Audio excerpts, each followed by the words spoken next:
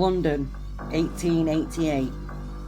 Before sunrise, the East End smells of coal, damp brick, and refuse left in narrow courts overnight. Whitechapel is not silent at this hour, but it is thin. Footsteps echo further, voices carry. Gas lamps burn weakly at each end of the street, leaving long stretches of shadows between them. A body lies in the road, and the world does not yet know the name it will give to the killer. This is the Context Chronicles, beyond the headlines. History examined without myths, truth without speculation. Tonight, Whitechapel, August 31st, 1888. At approximately 3:40 a.m, a carman named Charles Allen Lechmere turns into Bucks Row on his way to work. He sees something on the ground. At first, it appears to be a bundle of clothes, but the shape is wrong. It is a woman. She is lying on her back, her bonnet still tied beneath her chin. Her skirts are disturbed. Her eyes are open. Another carman, Robert Paul, approaches. Together they examine her. Her face is cool but not yet rigid. They do not immediately see the depth of the wound in the dark. They leave to find a constable. Moments later, Constable John Neal turns into Bucks Row on his patrol route. He kneels and raises his lamp. The throat has been cut deeply twice.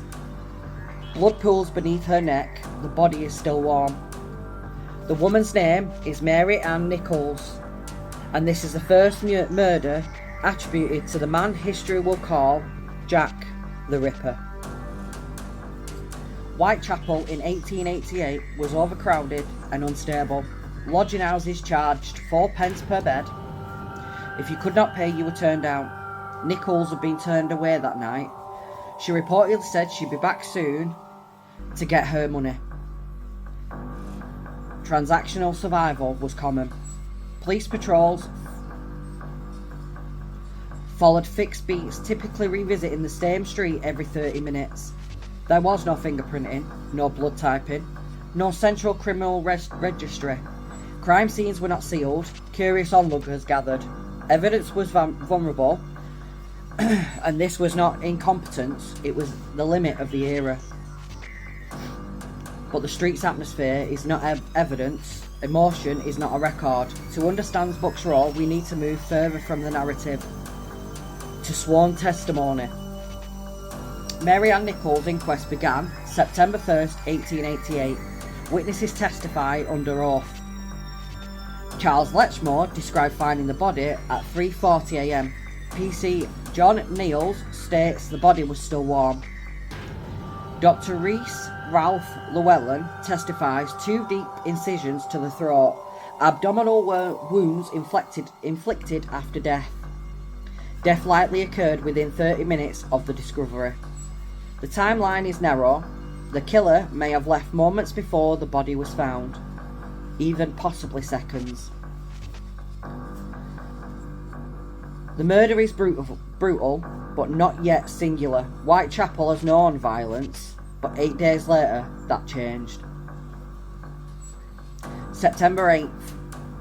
Anne Chapman is discovered in the backyard of 29 Hanbury Street. Her throat is cut, her abdomen is open, organs removed. Now repetition appears. Repetition suggests design. Design suggests reoccurrence. At Chapman's inquest, doctors debate whether the killer possessed anatomical knowledge. Some argue skill, others describe rough cuts. This is not definite evidence of surgical training, but there is a familiarity with cutting. This debate fuels press speculation, and press begins to shape the narrative. September 30th. 2 murders within 1 hour. Elizabeth Stride in Duckfield Yard. Catherine Edwans in Mitre Square.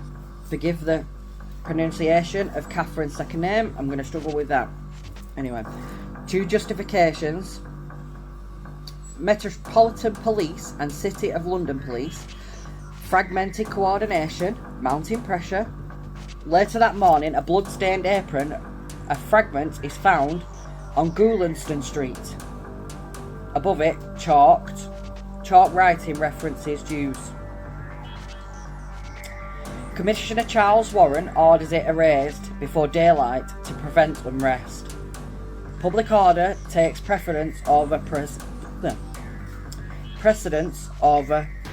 preserving the evidence. Letters began to arrive at the news offices, one signed Jack the Ripper.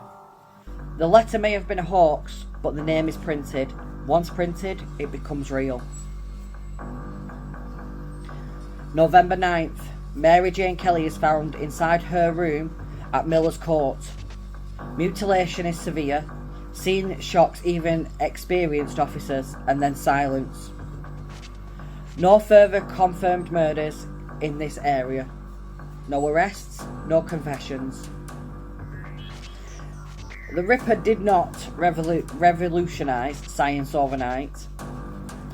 There was no sudden breakthrough, but the case exposed system weaknesses, fragmented justifications, limited record keeping, lack of suspect tracking, crime scene vulnerability.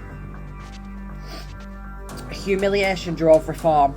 In the decades that followed, fingerprints would be adapted, records centralised, identifications improved, but not by innovation, but by failure. He may have died, he may have been institutionalised, he may have been imprisoned for another offence, he may have even left London, we do not know. And uncertainty sustains legend. Royal conspiracy theories emerge later. They lack contemporary evidence.